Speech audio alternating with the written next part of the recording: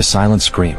The bioships came without warning, emerging from the dark spaces between stars like a plague-given form. The Kelthari had ruled their sector of space for 3,000 years, their crystalline cities spanning 12 worlds, their technology praised as the pinnacle of galactic achievement. They had cured diseases, mastered energy manipulation, and built structures that defied gravity itself. But none of it mattered now. Arch-scientist Valora stood in the central command sphere of Kelthara Prime, watching her world die. The transparent dome above showed the nightmare unfolding in orbit. The Drachner swarm had arrived 6 days ago, and nothing the Kelthari threw at them made any difference. Their energy weapons simply fed the creatures. Their quantum missiles were absorbed and converted into more biomass. Every defense they erected was consumed and turned against them. The Drachner were not ships in any traditional sense. They were living organisms, each the size of a cruiser, breeding and evolving in real time. They learned from every attack, adapted to every strategy. The swarm grew stronger with each passing hour, feeding on the very technology the Kelthari had spent millennia perfecting. It was a horror beyond comprehension, and the worst part was the silence. No demands, no communication, just relentless consumption. We are being eaten alive, Valora thought, her three-fingered hands trembling as she manipulated the holographic controls. And no one cares. She had sent distress signals to every member of the Galactic Council. The Taranthians, who had traded with the Kelthari for centuries, responded with regrets and withdrew their embassy ships. The Zafrani Empire, ancient and powerful, declared the situation a regional problem. The Crystalline Collective simply went silent, their star systems closing all communication channels. Even the peaceful Lumerians, who preached unity and cooperation, offered only prayers before sealing their borders. The message was clear across the galaxy. Better the Kelthari than us. Let the swarm feed there, perhaps it will be satisfied and leave the rest of us alone. Defense Minister Kron approached, his scales dulled with exhaustion. The evacuation fleet managed to escape with 30,000 souls, he reported, his voice hollow. Out of 8 billion. Valora closed her eyes. 30,000. It was not even a fraction of a percent. The Drachner had established a blockade around every Kelthari world simultaneously. Most evacuation attempts ended with the ships being consumed, their passengers absorbed into the ever-growing swarm. The colony on Vexor 3? She asked, though she already knew the answer. Silence.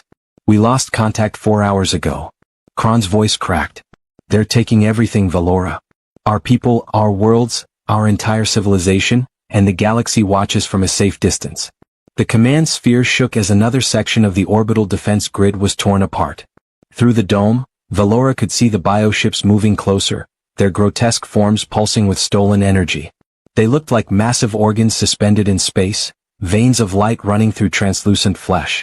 Some had begun to show crystalline structures on their surface, mimicking Kelthari technology in a twisted parody of their achievements.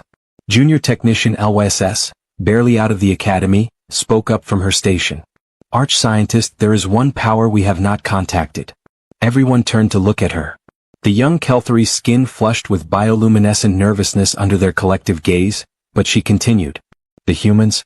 They joined the Galactic Council 30 cycles ago, but they have remained isolated. They established minimal contact and have not participated in any conflicts or alliances. Kron made a dismissive gesture. The humans are primitives.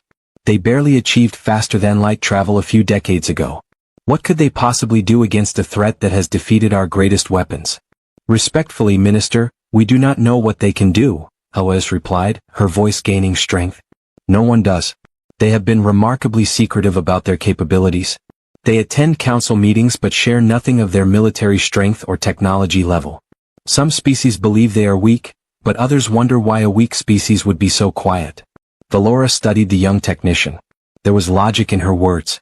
The humans were an enigma. They had appeared on the galactic stage with functional FTL drives, established a handful of trade agreements, and then retreated into their small corner of space. Unlike every other species that had joined the council, humans did not boast of their achievements or display their military power. They simply existed at the periphery, watching and learning. What do we have to lose? Valora said finally. Send a message to Earth. Direct and simple. Tell them what is happening. Tell them everyone else has abandoned us. Tell them we are dying. The communications team worked quickly, composing a message stripped of all diplomatic formality. There was no time for the careful language of interstellar politics. The message was raw, desperate, and honest. To the government and people of Earth, we are the Kelthari. The Draknar swarm is consuming our civilization. Our technology cannot stop them. All other powers have abandoned us. 8 billion souls face extinction. If you can help in any way, please respond. This is our final transmission. The message was sent across all frequencies, broadcast widely enough that half the galaxy would intercept it. Valora did not care anymore. Pride and secrecy meant nothing to the dead. Hours crawled by like years. The Draknar advanced steadily, their bioships now visible with the naked eye from the planet's surface. Cities burned as they prepared for the inevitable landing. The swarm did not simply destroy, it consumed everything, breaking down matter at the molecular level and incorporating it into more of itself. Valora was reviewing evacuation tunnels, trying to save a few hundred more lives, when the communications console erupted with activity. Arch-scientist, the operator called out, voice tight with disbelief. We have a response. It is from Earth. The command sphere fell absolutely silent. Every Kelthari present turned toward the holographic display as it flickered to life. A human face appeared. Female, Valora thought, though human gender differences were subtle to Kelthari eyes. The human wore a dark uniform with minimal markings, her expression calm and controlled. Her eyes, though, held something that made Valora's breath catch. Not pity, not sympathy, but cold, calculated determination. I am Commander Sarah Chin of the United Earth Defense Force, the human said, her voice steady and precise. We have received your distress call and verified your situation through our monitoring networks. Help is en route. Transmit all data on the Draknar swarm. Biological composition, attack patterns, adaptation rates, and current positions. Our advance fleet will arrive in 14 hours. Chin out. The transmission ended as abruptly as it had begun. The Kelthari stared at each other in stunned silence. 14 hours? Kron finally stammered. That is impossible. Earth is 8 days away at maximum FTL speed. There are no human vessels in our sector. Our long-range sensors would have detected them. She said advance fleet, Elias whispered. That implies there is more coming behind them. Valora felt something she had not experienced in days, hope. It was fragile and possibly foolish, but it was there. The humans had not offered sympathy or made diplomatic excuses. They had simply stated that help was coming, as if it were the most natural response in the universe. Send them everything, Valora ordered. Every scan, every analysis, every failed defense strategy. If they are truly coming, they will need all the data we have. As the Kelthari transmitted their accumulated knowledge, Valora allowed herself to wonder. What were the humans bringing? What could they possibly have that would succeed where Kelthari science had failed? And why had they kept it secret from the galaxy? In 14 hours they would have their answer. If they survived that long. The answer no one saw coming. The longest 14 hours in Kelthari history crawled forward like a wounded creature. Valora had not slept, surviving on stimulants that made her thoughts sharp but her hands shake. The Draknar swarm had advanced closer, their bioships now entering the upper atmosphere of Kelthara Prime. Organic tendrils descended from the largest vessels, touching down on the northern continent and beginning the consumption process. Entire cities vanished within hours, their matter converted into more swarm mass. The evacuation tunnels had saved another 1,000 lives, but it was meaningless against the scale of the catastrophe. Valora watched the planetary defense grid fire its last salvos, energy beams that the Draknar absorbed with grotesque efficiency. The creatures pulsed with stolen light, growing larger and more complex with each passing moment. Contact! The sensor operator suddenly shouted, breaking the oppressive atmosphere in the command sphere. Multiple signatures emerging from FTL, grid coordinates 77 Alpha. They are coming in behind the swarm formation. Valora's hearts hammered in her chest. Identification. Unknown configuration. The energy signatures do not match any recorded species in the galactic database. Wait, we are receiving a transmission. It is the humans. Commander Chen's face appeared again, but this time the view expanded to show the bridge of her vessel. It was utilitarian, almost primitive compared to Kelthari aesthetics. No elegant curves or artistic displays, just efficient functionality. Behind Chin, Valora could see other humans moving with practiced precision at their stations. Arch-scientist Valora, this is Commander Chin. The first wave has arrived. We are engaging the Draknar swarm now. Keep your people in sheltered positions. This is going to look strange, but trust the process. Chin out. Trust the process? What did that mean? Valora switched the main display to show tactical sensors. What she saw made no sense. The human fleet was not large. Perhaps 40 vessels, each roughly frigate-sized by galactic standards. They were angular and dark, without the sleek elegance most species favored.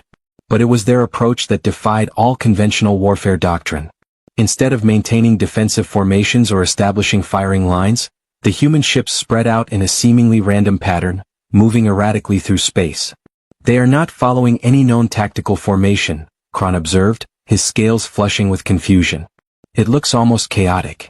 The Drachner swarm reacted as it always did, converging on the new threat with terrifying coordination.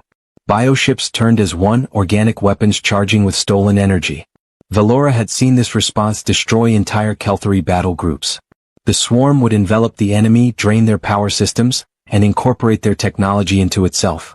But the humans did not fire their energy weapons. They did not launch quantum missiles or deploy force shields. Instead, they did something that made every Kelthari in the command sphere gasp in horror. They released organisms. Thousands upon thousands of small objects erupted from the human ships, spreading through space in controlled patterns. At first, Valora thought they were missiles or drones, but the sensor readings told a different story. These were biological entities, living creatures deployed into the void.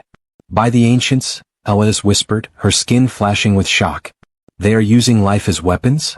The Drachner swarm reached the cloud of organisms and did exactly what it had evolved to do. It consumed them. Bioships opened feeding orifices, drawing in the human-deployed creatures by the thousands. The swarm pulsed with satisfaction, biomass increasing as it absorbed this unexpected meal. Valora felt her hope shatter. The humans had brought biological weapons against a biological enemy? It was worse than useless. It was feeding the very threat they were supposed to fight. Commander Chin, Valora transmitted, trying to keep desperation from her voice. You are making it stronger. The swarm consumes biological matter and converts it. You must stop before. 30 seconds, Chin interrupted calmly. Watch. 30 seconds until what? Valora stared at the tactical display as the Drachner swarm gorged itself on human organisms. The bioships were glowing brighter now, their mass increasing rapidly. This was a disaster. Humanity had come to help and instead delivered a feast to their executioner. Then the first Drachner bioship convulsed. It was subtle at first, a shudder running through the massive organism's translucent flesh. Then another ship spasmed. And another. Within moments, the entire swarm was writhing in what could only be described as agony. What is happening? Kron demanded, leaning forward to study the sensor data. The answer came from the science station. The organisms the humans deployed are attacking from inside. They are not being converted. They are converting the Drachner. Valora's mind raced to comprehend what she was witnessing. The Drachner swarm, which adapted to every attack, which learned from every defense, which consumed and incorporated all technology and biology it encountered, was being consumed itself. The human organisms were not sophisticated energy beings or quantum constructs. They were simple, primitive, and utterly relentless. Biological warfare, Valora breathed. But not weapons designed in laboratories. These are natural organisms from Earth. Commander Chen's voice came through the open channel, now broadcasting to both the Kelthari and across all frequencies so the watching galaxy could hear.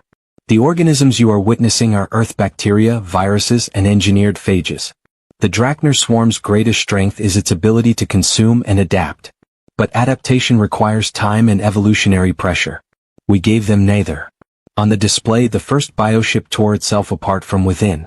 Bacterial colonies spread through its structure faster than its immune response could adapt, breaking down cellular walls and disrupting neural pathways. The Drachner had evolved to handle the sophisticated biological defenses of advanced civilizations. It had no preparation for the relentless simplicity of Earth microorganisms. The swarm learns from complex threats, Chin continued, her voice carrying across space. It expects technology, energy, intelligence. We gave it Earth.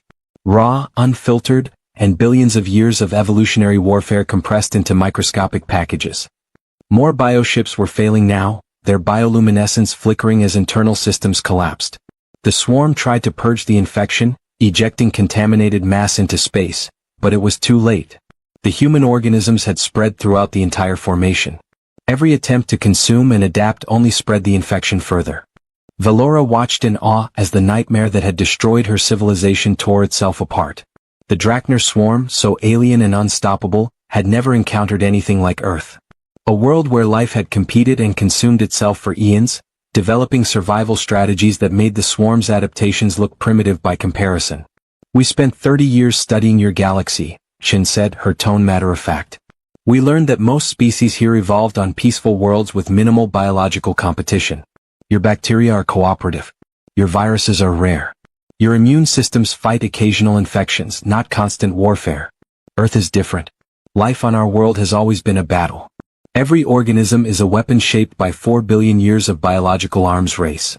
The largest Drachner bioship, the one that had been coordinating the swarm's assault on Kelthera Prime, shuddered and went dark. Its massive form began to break apart, chunks of contaminated biomass drifting away like grotesque satellites. "Our scientists were horrified when they learned about the Drachner," Chen continued. "A biological threat that consumes and adapts? On Earth we call that Tuesday. Every organism on our planet faces that challenge every moment of every day. We did not need to invent weapons to fight the swarm. We just needed to introduce it to home." Kron was shaking his head in disbelief. "They kept their capabilities secret because they knew how terrifying this would appear. A species that weaponizes the very building blocks of life itself." More human ships were arriving now, dropping out of FTL in perfect intervals. These were larger vessels, carrier class if Velora had to guess. They took up positions around Kelthera Prime and the other Keltheri worlds, deploying what looked like containment fields. "The infection will burn itself out within 3 planetary rotations," Chen explained. "We are establishing quarantine zones to ensure no contaminated biomass reaches your worlds. Our medical teams will arrive shortly to verify that none of the Earth organisms pose a threat to Keltheri biology. Initial scans suggest you are incompatible hosts, but we take no chances with biohazards." Velora felt tears streaming down her face, bioluminescent tracks of relief and wonder. The Drachner swarm, unstoppable force that had consumed 12 Keltheri worlds, was dying. Not from superior technology or overwhelming firepower, but from microscopic organisms that humanity had simply collected from their home world. "Commander Chen," Velora transmitted, her voice thick with emotion. "Why did you help us? The entire galaxy abandoned us. You owed us nothing." For the first time, Chen's expression softened slightly. "We received a distress call from people facing extinction. What else would we do? On Earth we have a saying, when someone is drowning, you don't ask what they can offer you in return. You pull them out of the water." She paused, glancing at something off-screen before continuing. "Besides, we have been monitoring galactic politics since we joined the Council. We saw how quickly everyone abandoned you when the threat appeared. We saw the fear and the cowardice. Humanity learned long ago that if you want to know someone's true character, watch how they treat those who cannot benefit them. The galaxy failed that test. We chose to pass it." The last of the Drachner bioships went dark, floating debris in space. The swarm that had threatened to consume everything was now just contaminated biomass, broken down by organisms too simple to negotiate with and too successful to overcome. Velora looked around the command sphere at her people. They were crying, laughing, embracing each other with relief. 30,000 Keltheri had escaped in evacuation ships. But because of humanity, 8 billion more would survive. "The galaxy will want to know what happened here," Kron said quietly. "When they learn what humanity is capable of, there will be fear. Perhaps even hostility." Chen's expression turned cold again. "All business. Let them be afraid. We kept our nature secret because we hoped to build trust gradually, to prove that humans could be peaceful neighbors despite our violent evolution. But the galaxy abandoned you to save themselves. They revealed their values. Now we reveal ours. We are a species forged in biological warfare, and we do not abandon those who call for help." Additional human vessels continued arriving, but these carried medical personnel and engineers. True to Chen's word, humanity was not content with simply destroying the threat. They were here to help rebuild, to ensure that the Keltheri recovered fully. As Velora watched the human fleet organize relief efforts with the same terrifying efficiency they had shown in combat, she understood something profound. The galaxy had dismissed humanity as primitive newcomers, weak because they were young. They had been catastrophically wrong. Humanity was not weak. They had simply been waiting, watching, and hoping they would never need to show the galaxy what evolution on a death world truly meant. The Keltheri had called for help in their darkest hour. And humanity had answered in a way no one expected, with weapons older than civilization itself and compassion that seemed